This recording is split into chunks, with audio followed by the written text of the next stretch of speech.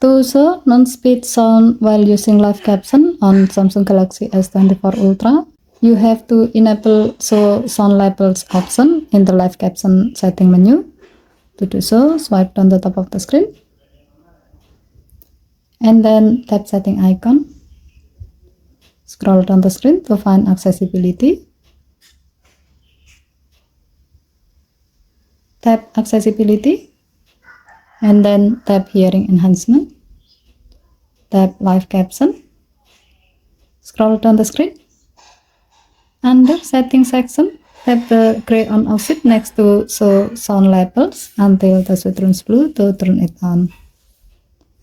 With the setting, while you are using live caption along with the speech, it will show you non-speed sound, including sounds like louder, applause, and music.